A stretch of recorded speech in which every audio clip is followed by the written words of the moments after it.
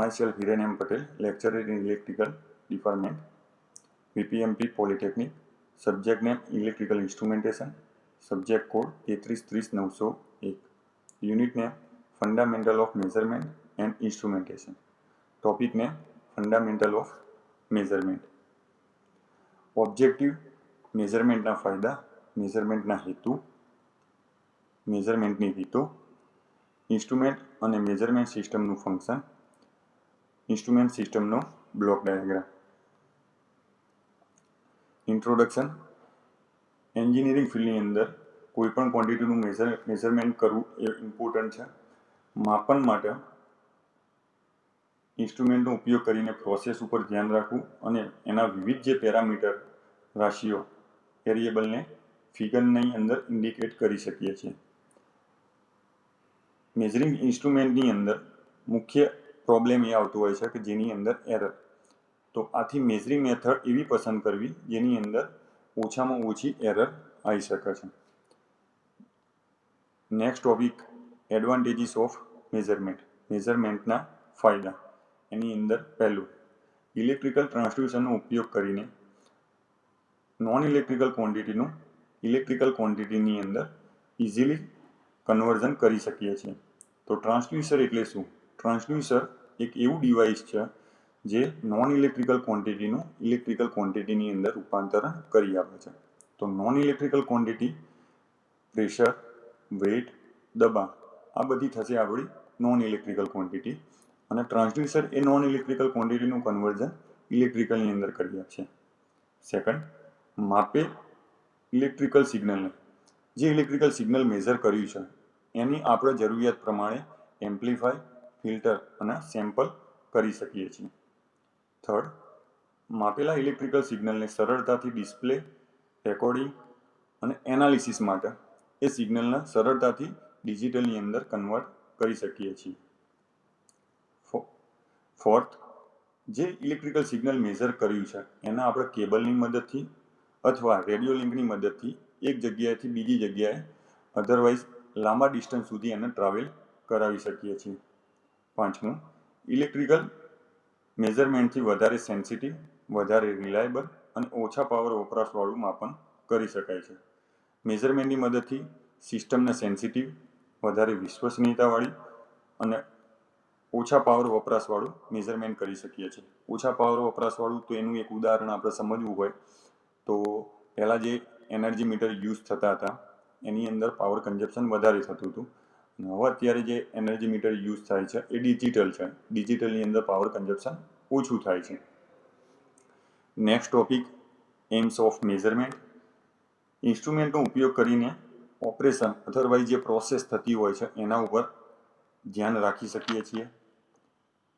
બીજું છે સિસ્ટમના વિવિધ પેરામીટર, ક્વોન્ટિટી અને વેરિયેબલ ઉપયોગી નંબરની અંદર આપણે એને દર્શાવી શકીએ છીએ. થર્ડ, ભવિષ્યના બદલાવ માટે પ્રોસેસ અને પેરામીટર વિશે ઊંડાણપૂર્વક જાણકારી મેળવી શકીએ છીએ. ફ્યુચરની અંદર સિસ્ટમની અંદર કોઈ ફેરફાર કરવો હોય, અધરવાઇઝ એની અંદર કોઈ ચેન્જ કરવા હોય તો એની જે પ્રોસેસ અને પેરામીટર વિશે આપણે ડિટેલની અંદર માહિતી મેળવી શકીએ છીએ. નવી અને એડવાન્સ ટેકનોલોજી તૈયાર કરી શકીએ છીએ. નવી ઓટોમેટિક સિસ્ટમ ડેવલપ કરી શકીએ છીએ. સિસ્ટમની અંદરના ફોલ્ટ અને ખામીઓ શોધી શકીએ છીએ. ફોલ્ટ શોધીને એને આપણે સરળતાથી રિમૂવ પણ કરી શકીએ છીએ. નેક્સ્ટ ટોપિક છે મેથડ ઓફ મેઝરમેન્ટ. તો મેઝરમેન્ટની બે રીતો છે, ડાયરેક્ટ મેથડ અને ઇનડાયરેક્ટ મેથડ. ડાયરેક્ટ મેથડની અંદર જે અનનોન ક્વોન્ટિટી માપવાની હોય છે એ અનનોન ક્વોન્ટિટી જે તે ઇન્સ્ટ્રુમેન્ટ પોઇન્ટરની મદદથી સ્કેલ ઉપર ડાયરેક્ટ એ ક્વોન્ટિટીને સ્કેલ ઉપર બતાવી દે છે.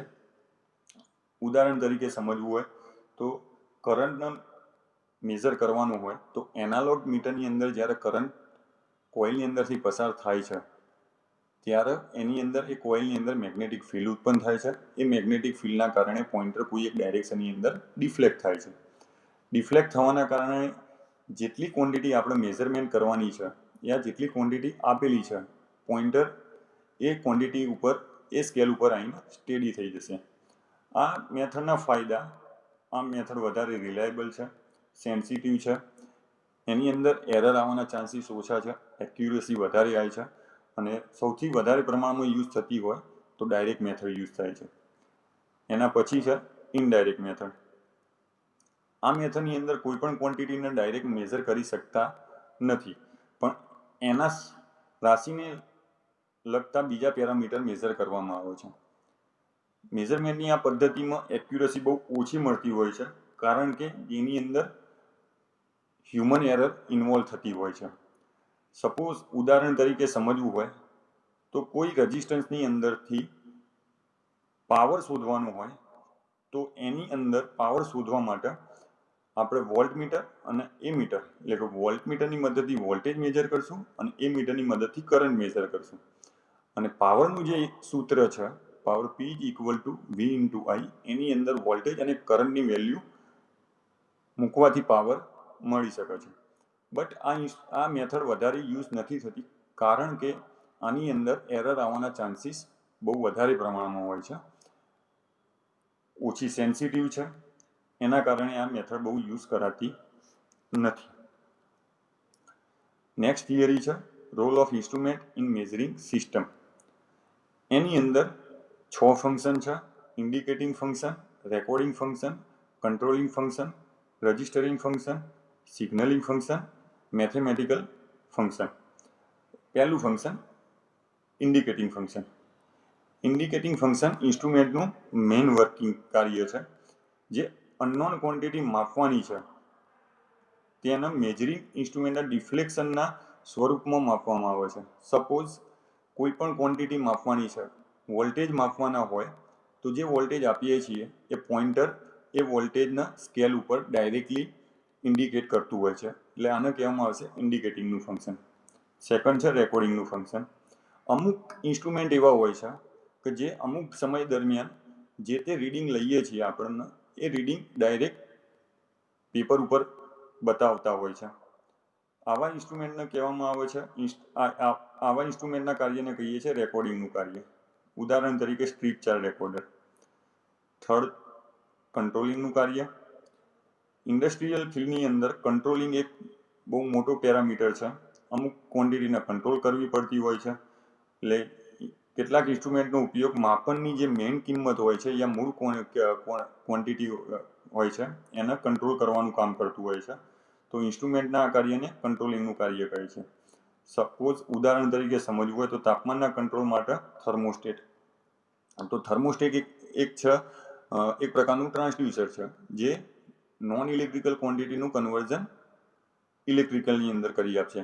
તો તાપમાન એ આપણી નોન ઇલેક્ટ્રિકલ ક્વોન્ટિટી થશે અને એનું કન્વર્ઝન રેઝિસ્ટન્સના ફોર્મની અંદર થશે, એ રીતે થશે, કરી આપશે આપણને થર્મોસ્ટેટ. ચોથા નંબરનું છે રજિસ્ટરિંગનું કાર્ય. કેટલાક ઇન્સ્ટ્રુમેન્ટ માપનની રાશિનું અમુક ચોક્કસ સમયગાળા દરમિયાન સરવાળો કરે છે.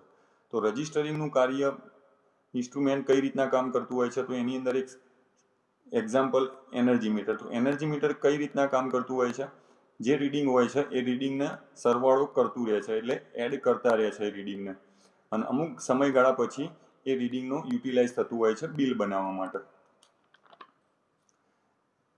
પાંચમા નંબરનું સિગ્નલિંગનું કાર્ય. કેટલાક ઇન્સ્ટ્રુમેન્ટમાં જ્યારે માપનની રાશિની કિંમત નક્કી કરેલ કિંમત પર પહોંચે છે ત્યારે એ ઇન્સ્ટ્રુમેન્ટ સિગ્નલ આપતું હોય છે. એ સિગ્નલ બે ફોર્મની અંદર, યા લાઇટના ફોર્મની અંદર, અધરવાઇઝ સાઉન્ડના ફોર્મની અંદર હોય છે. જે ઇન્સ્ટ્રુમેન્ટ હોય છે એને આપણે કોઈ એક વેલ્યુ પર સેટ કરવામાં આવે છે. જ્યારે માપનની કિંમત એ વેલ્યુ પર પહોંચે છે ત્યારે એ ઇન્સ્ટ્રુમેન્ટ આપણને સિગ્નલ આપે છે. એ સિગ્નલનો મોસ્ટ ઓફ યુઝ રિલે માટે કરવામાં આવતો હોય છે, અધરવાઇઝ એમસીબીની અંદર થતો હોય છે, મિનિએચર સર્કિટ બ્રેકર ELCBની અંદર યુઝ થતો હોય છે. છઠ્ઠું, મેથેમેટિકલ ફંક્શન. કેટલાક ઇન્સ્ટ્રુમેન્ટ એવા હોય છે જે પોતાની અંદર ઇન્સ્ટ્રુમેન્ટ સરવાળા, બાદબાકી, ભાગાકાર, ગુણાકાર કરી આપતા હોય છે. આવા ફંક્શનને કહેવામાં આવે છે mathematical function. Last, block diagram of instrumentation system. એની અંદર 5 અલગ અલગ સ્ટેજની અંદર ઇન્સ્ટ્રુમેન્ટ કામ કરતું હોય છે. તો પહેલું છે પ્રાઇમરી સેન્સિંગ એલિમેન્ટ, બીજું છે વેરિયેબલ કન્વર્ઝન એલિમેન્ટ, ત્રીજું છે variable manipulation element, fourth one છે data transmission element, fifth one છે ડેટા પ્રેઝન્ટેશન એલિમેન્ટ. પહેલું primary sensing element. Primary sensing એલિમેન્ટનું કામ જે પણ ઇનપુટ ક્વોન્ટિટી આપીએ છીએ એને સેન્સ કરવાનું હોય છે. એની અંદર બેઝિકલી ટ્રાન્સડ્યુસર યુઝ કરવામાં આવે છે. તો ટ્રાન્સડ્યુસર નોન ઇલેક્ટ્રિકલ ક્વોન્ટિટીને સેન્સ કરશે અને એ સેન્સ કરીને પ્રાઇમરી સેન્સિંગ એલિમેન્ટ એ સિગ્નલને સેન્સ કરીને ઇલેક્ટ્રિકલ સિગ્નલની અંદર કન્વર્ટ કરી આપશે. એટલે ટ્રાન્સડ્યુસરને સૌથી પહેલાં ઇનપુટ તરીકે નોન ઇલેક્ટ્રિકલ ક્વોન્ટિટી મળશે અને એ નોન ઇલેક્ટ્રિકલ ક્વોન્ટિટીના ઇલેક્ટ્રિકલની અંદર કન્વર્ટ કરી આપે છે. બીજું છે variable conversion element. Variable conversion element કઈ રીતે કામ કરશે? પ્રાઇમરી સેન્સિંગ એલિમેન્ટનું જે આઉટપુટ મળે છે એ એનાલોગ ફોર્મની અંદર હોય છે. અમુક સિગ્નલ એવા હોય છે જેને આપણે ડિજિટલની અંદર કન્વર્ટ કરવા જરૂરી હોય છે. તો એ ડિજિટલ સિગ્નલની અંદર કન્વર્ટ કરવા માટે વેરિયેબલ કન્વર્ઝન એલિમેન્ટ યુઝ થાય છે. તો પ્રાઇમરી સેન્સિંગ એલિમેન્ટનું જે આઉટપુટ મળે છે એનું કન્વર્ઝન વેરિયેબલ કન્વર્ઝન એલિમેન્ટ કરી આપશે જે ડિજિટલની અંદર હશે. ત્રીજું છે variable manipulation element. Variable conversion એલિમેન્ટનું જે આઉટપુટ મળે છે એ વેરિયેબલ મેનિપ્યુલેશન એલિમેન્ટના ઇનપુટ તરીકે કામ કરે છે. હવે વેરિયેબલ મેનિપ્યુલેશન એલિમેન્ટની અંદર સિગ્નલ વીક હશે તો આની અંદર આપણે સિગ્નલના ફેરફાર કરીએ છીએ સિગ્નલની ઓરિજિનલ ક્વોન્ટિટીમાં ફેરફાર કર્યા વગર. તો વેરિયેબલ મેનિપ્યુલેશન એલિમેન્ટની અંદર સિગ્નલને આપણે મેનિપ્યુલેટ કરતા હોઈએ છીએ. ચોથા નંબરનું છે data transmission element. Data transmission element variable મેનિપ્યુલેશનનો જે આઉટપુટ મળે છે તો ડેટા ટ્રાન્સમિશન એલિમેન્ટ એ તે સિગ્નલ હોય છે એ સિગ્નલને આપણે એક જગ્યાએથી બીજી જગ્યાએ ટ્રાન્સમિટ કરવું જરૂરી હોય છે. તો ઇન્સ્ટ્રુમેન્ટની અંદર ડેટા ટ્રાન્સમિશન એલિમેન્ટ જે સિગ્નલને મળે છે ડેટા ટ્રાન્સમિશન એલિમેન્ટ જે સિગ્નલ મળશે એને એક જગ્યાએથી બીજી જગ્યાએ ટ્રાન્સફર કરવાનું કામ કરશે. છેલ્લું છે ડેટા પ્રેઝન્ટેશન એલિમેન્ટ. ટ્રાન્સમિટ થયેલું જે સિગ્નલ હશે એને મોનિટરિંગ માટે, કંટ્રોલિંગ માટે, અધરવાઇઝ એનાલાઇઝિંગ માટે ઉપયોગમાં લેવામાં આવતું હોય છે.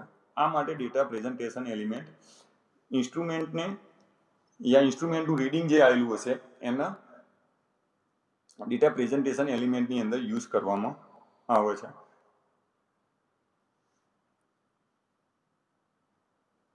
આ હતો ઇન્સ્ટ્રુમેન્ટ સિસ્ટમનો બ્લોક ડાયાગ્રામ જેની અંદર 5 એલિમેન્ટ છે. ફરીથી primary sensing element, variable conversion element, variable manipulation element, data transmission element, data presentation element. Thank you.